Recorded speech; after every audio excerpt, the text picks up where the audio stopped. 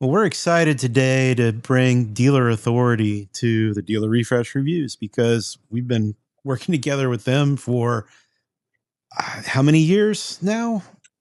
8 years. Wow. It's, Yeah, yeah. crazy. And so, for those of you who don't know, Dealer Authority is the official uh, marketing agency, I guess, probably the best term to throw at it, although we don't look at it that way, but the official marketing agency of Dealer Refresh. And it's been a long time relationship. Tyson and I go back to dealer.com days, and Jess and I go back to, I don't know, long time. Her sister and I came up through the ranks together. So, Yeah, that's true. yeah. Yeah, pretty cool.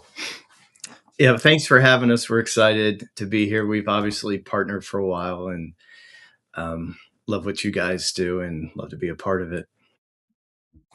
Well, how did Dealer Authority get started? Wow, we got started over 12 years ago. So I worked for some of the larger companies in the automotive industry with like Reynolds and dealer.com where we met, and knew that there was an opportunity for digital marketing that was a little bit more custom for the individual dealership as opposed to the larger companies like I had worked with before. So just felt that there was a sort of a niche there. Never wanted to be a huge agency, but really just wanted to put the dealerships first. And we've been doing it. It's crazy how things have changed, but our core solutions like SEO, social, paid search are still extremely relevant even in 2026. Yeah, Tyson, you say SEO, and I would argue that SEO is probably more important than ever right now because of AI. Yeah, and we've added additional analytics to make sure that we're staying top of mind with AI, because AI is having a huge effect on organic. Even things like automotive inventory ads, where in the past, if you did a really specific search, um, the keywords in the pages we built were really important for that. Now with AIAs, and you see ads for specific vehicles taking you directly into inventory, that affects organic as well. So, yeah, it's constantly changing. We're having to adapt our strategy, but yeah, it's by no means dead at this point. It's just constantly evolving, and like you said, it's important than ever. Interesting, just for us, when we asked dealers how they heard about us when we get leads, I would say 70% of our leads are coming from AI overview section on Mm. searches. So it's like a trusted friend recommending services. People put um, a lot of stock into what they see in those sections.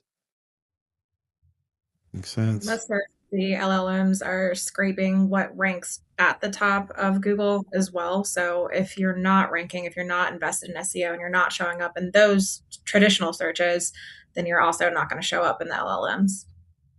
Yeah. Yep. Yep. Yeah. So Absolutely. you all are on the forefront of the changing technology space. It's a big reason why we partnered with you, uh, years ago. But what else is there? We don't take full advantage of your entire product suite. We've got some different needs than a dealer does. Sure. Different budget, all sorts of things. It's been cool that you've been able to transition a dealer managed service slash product to our needs as a media platform at Dealer Refresh, and even my other company's needs as a vendor. So Mhm. it's been cool to work with you guys in so many ways, and you're so adaptable. Are you that way with your dealers too? Yeah, that's a good question. So it really is pretty easy for our team, because we don't rinse and repeat our solutions. So our team is very, very used to when we do an onboarding call, when we do an internal call, that it's a completely different strategy, completely different solution than the last dealership that we signed up. And that's just how we've built our company. The team's used to being flexible and adaptable. And I think it helps to the average experience of our team is 12 years of digital marketing experience. So they understand they're not just technology driven, but they're true experts in digital marketing. So that I think really, really helps too. We've worked with vendors in the past as well, some of the biggest, vendors in our space. But car dealerships is really our main focus. It's always been our main focus as we have them here. We work with some truck dealers, boat, power sports, and things like that, transportation, and RVs and things of those natures. But car dealerships really has been our main focus. Yeah, I feel like a good way to explain it is, we have set guidelines that we follow and we know that framework, but when it comes to the individual dealer, that's where we really customize and make it truly tailored to them. Because your market, your car dealer market in Indianapolis is not going to be the same thing as somewhere in West Texas. It's completely different identities, different markets. Yeah, and we fill the big thing with us too is we try to fill the gaps in dealerships' digital marketing strategy. So they may have somebody at the dealership that loves posting. They do a great job with the images. The second they get a cool new vehicle that is on their lot, they're taking pictures or doing a video walk around for TikTok, which is amazing. So we're not going to take that away from them, but we will look at, okay, where are the areas that you're strong? Where are the areas that you're weak? And let's build a custom strategy based around that, as opposed to here's the package price and it comes with all of these things. So we really try to customize it to the individual dealership. Yep. I hear that dealers are like snowflakes. No one is the same. Yeah. Yeah, and there are a lot of differences between them. I mean, we try to highlight what makes them unique. That's what's interesting, especially about social, is some of the OEMs will use the same social vendor for all of their dealerships, which doesn't help highlight what makes them unique. I mean, if you ask a Chevy dealership, you're cool if they buy a Chevy from your store or your competition. Obviously, the answer is no. So why would you do the same advertising, the same posting as your local competitors? It just doesn't really make sense to me. I get the co-op part. That's usually the answer, is because of the dreaded co-op dollars. But there's other places you could put your co-op dollars and still differentiate yourself with some of your marketing. Yep. And so you all do a pretty good job with reporting as well. It's always fun to receive the monthly report from Jess. So I think yours in particular is pretty overwhelming, but I also know that you enjoy the data almost as much as I do. So yes, we are nerds. Yeah. Yeah, that can be customized a little bit too, but every dealership has a dealer advocate, which is an account manager. I think what makes us a little unique too is that the strategists that are working on your account all show up to the meeting. So if you have paid search with us, social, SEO, you might have 4 or 5 people from our team that are on your account management call. So it's not just the account manager, it's the whole team. And then once we get done with the call with the dealership, we do an internal call to talk about everything that was discussed. They might have a specific campaign they want to do. Do we have the right page to land them, or do we need to build a new page with our SEO team and then coordinate that with the social team and the paid search? So there's a lot of coordination, but one thing I always hear from dealers that they're impressed about is the fact that we really surround them with the team that actually is working on their account, as opposed to just maybe having an account manager on the call. Yeah. So SEO, we hit on this one already. It's a big part of what you all do. Search engine optimization is kind of a cornerstone of our solutions. I know dealers want to move quick. I know when they contact us, most of the time they want to get more leads, more sales immediately, but SEO is still a cornerstone solution that's really important to dealerships.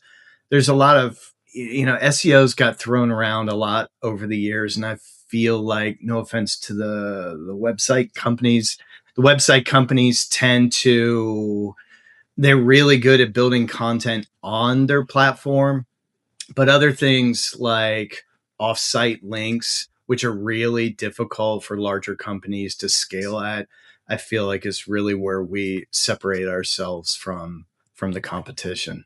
Social media management, definitely another cornerstone of the Dealer Authority service set. So we handle both paid and organic social with Facebook, Instagram. We've even branched out into TikTok and Pinterest, uh, Twitter/X posting as well. And I think the highlight is, of course, no syndicated content. Uh, Everything's gonna be unique and tailored to your dealership or to the dealer that we're working with. And then for our ads, we've got a couple different options there, but we try to either work with Facebook's algorithms to highlight your current inventory with automotive inventory ads and highlight the buyers that are actually in market shopping for what you actually have on the lot, or we're able to leverage third party data to find buyers that are actually, again, in market for the dealer's inventory that's there. So we're able to really hyper focus on the appropriate audiences for whoever we're working with. That was, I think, the original draw for us to Dealer Authority was that third party data and being able to target. It was really great on Facebook, and now LinkedIn is making that all possible too. Yeah. And that's another aspect of social, is being able to retarget and hit on your growing audience. But one of the best ways to actually expand that is to use that third party data. So instead of just shooting barrel on a fish, not sure if it's the fish that you want, you've got super highly targeted ads. Shooting a barrel and a fish, huh? Did I say barrel and fish? Yes. That too. I was wondering if that was some sort of like social media advertising misstep there. You were making. Hey, that would help get lots of comments on the post. Mistakes always get good comments. Add that to the blooper reel. I'm keeping that in the whole video. For us, pay-per-click, paid search, I think really for us, using technology as a tool, not a crutch, is really highlighted with paid search. So Shannon, she's been with our company, for 10 years now. She started doing paid search the year after Google started doing paid search. So I believe that was around 1999. She's doing paid search, and it's been automotive her entire career. So she is really the secret sauce behind our paid search. But it's interesting with paid search, and you get that a lot with SEO as well, where you can read a bunch of articles about best practices, a lot of times even from Google, and we test everything out and see, are these best practices really translate to our dealerships? And what we find is a lot of times the recommended things they tell you to turn on or turn off, like social. There's plenty of things that, like audience networks, that Facebook will always tell you to turn on. But what we look at is really optimizing campaigns so you get the lowest cost per click, the highest quality possible. So we do all different types of paid search campaigns that you can imagine. And one of the top ones that we have nowadays that we've been doing is the vehicle listing ads with Google. Is a huge component to get really, really low cost per click, high conversion rates. But we still believe that traditional search is a huge part of paid advertising as well. What kind of results are you seeing with the Google vehicle listings? Jess, you want to hit that? It's a really heavy traffic driver. It goes straight to the VDPs. Conversion counts, depending on your market, can be really high as well. They do generally have the lowest cost per click, so oftentimes below $1, which is really hard to get for Google Ads these days. Depending on your intent for the campaign, maybe pushing $3, $4, $5 a click. So when you're able to mass display your vehicle inventory and get that many beyond just the actual clicks and leads through, but also the impression that you're constantly showing to your market in your area that, hey, like, we're a relevant dealer. So it's very, very effective. Mm-hmm. Excellent. Good. And finally, so inventory everywhere is sort of the hot solution with dealer authority that a lot of dealers are reaching out asking about today. Inventory everywhere is really a combination of paid search and social. It's really trying to put your first party leads, first party inventory everywhere. So on social media with AIAs, automotive inventory ads, and with Google with VLAs, we combine all of those into really helping dealers advertise their inventory across a broad network of channels. And it's the solution we came out with to help dealers that I know are struggling right now. A lot of dealers are calling us like, I just need to sell more cars. And it's like, okay, inventory everywhere is the first place to start, where we can advertise your inventory with VLAs and AAs across a broad network.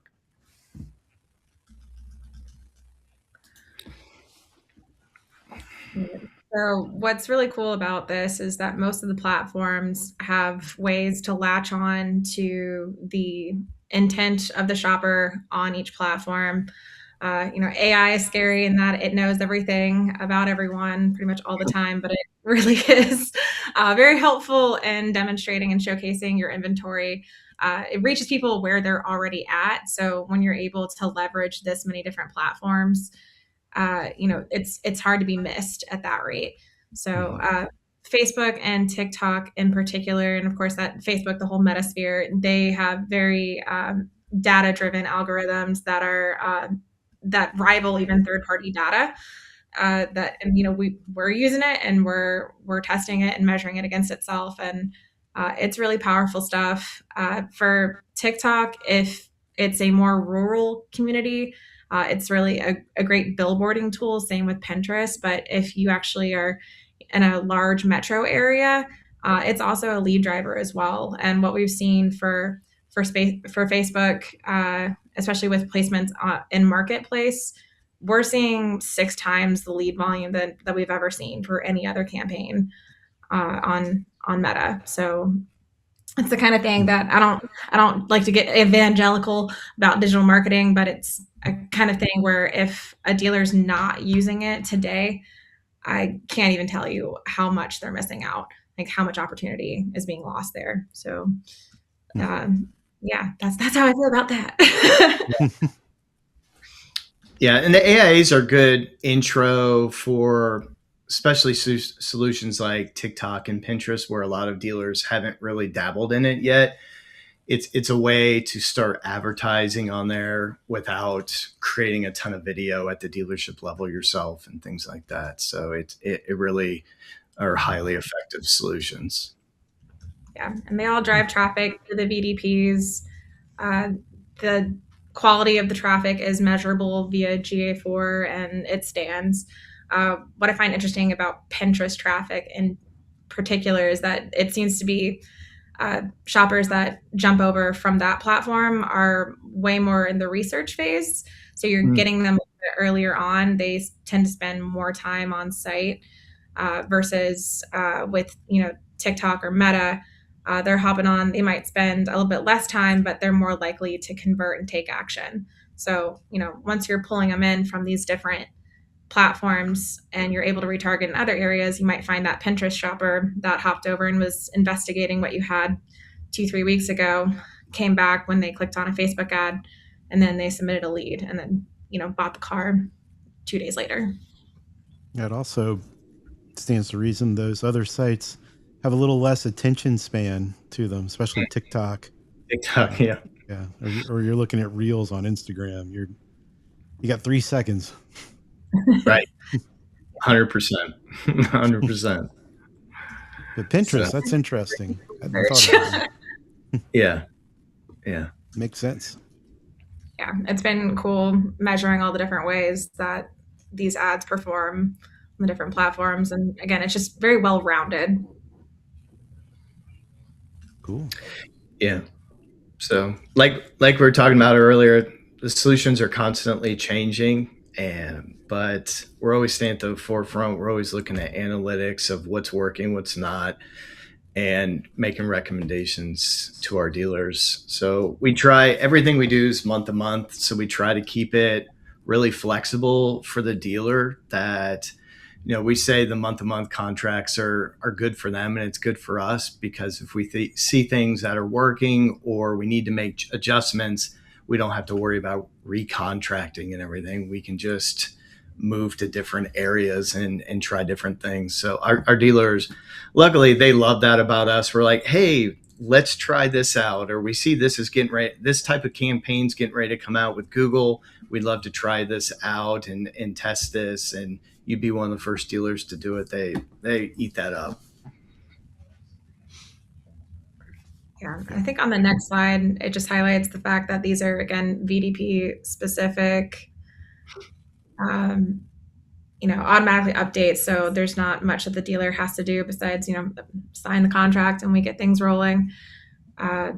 Transparent reporting, one low monthly price.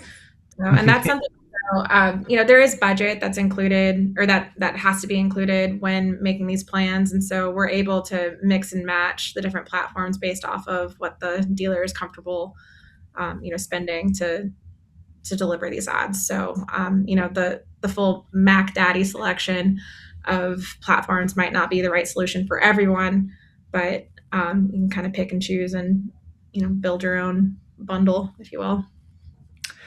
Yeah. And if we do make recommendations for increasing budget, maybe the budget the dealer currently has isn't getting them through the whole day, then we make a recommendation to increase it.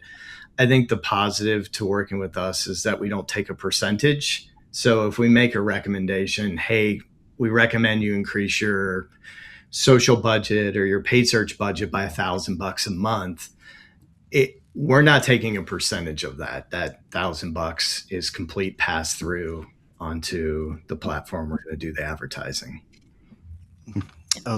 Most agencies don't do that. They usually take that percentage. They do. So I've had many discussions with dealers that would say, "Oh, well, I just have a small management." I'm like, trust me, you need to. And a lot of times vendors really don't want to tell you what the percentage is, but when you,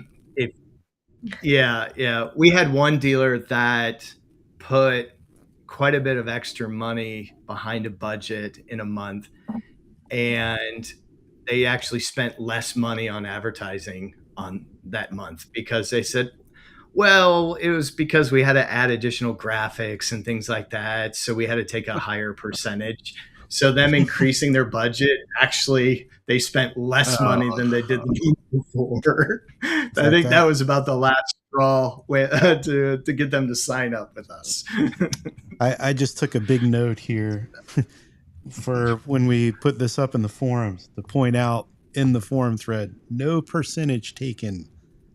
You guys should lead with that. That's a huge selling point. Yeah, we do flat rate for everything.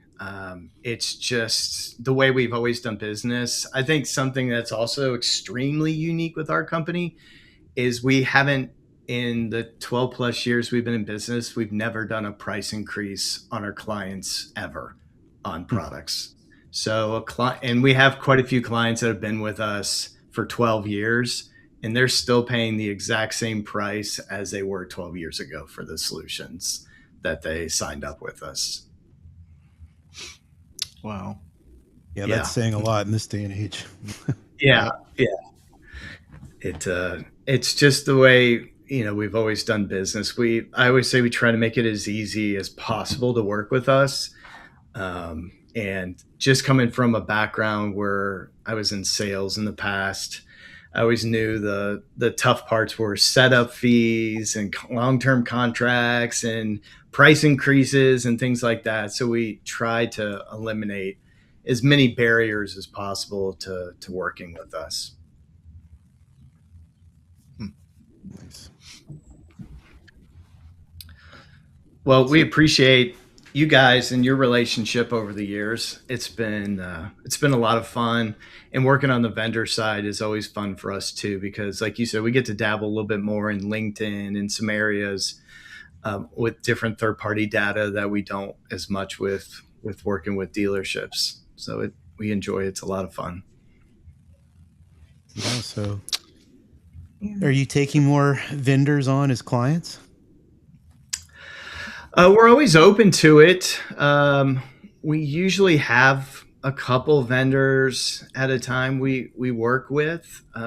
We work with a couple vendors outside of automotive too, just from personal relationships that we have that we've worked with. So the adoption agency that I adopted my son, we do work with them in Ohio here, and have seen huge growth, especially with their SEO.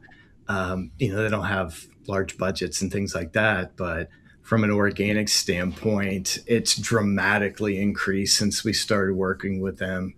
They work just in the state of Ohio, but it's been pretty neat to see their growth. But yeah, we work with a few other vendors, but the core of our business is mostly working with dealerships. Cool. Yeah. Well, we've definitely got some points to highlight here. Cool. And look forward to letting the world know more about Dealer Authority. Thank you, guys. We appreciate you. Is it just dealerauthority.com? Yeah, you got it. Easy enough.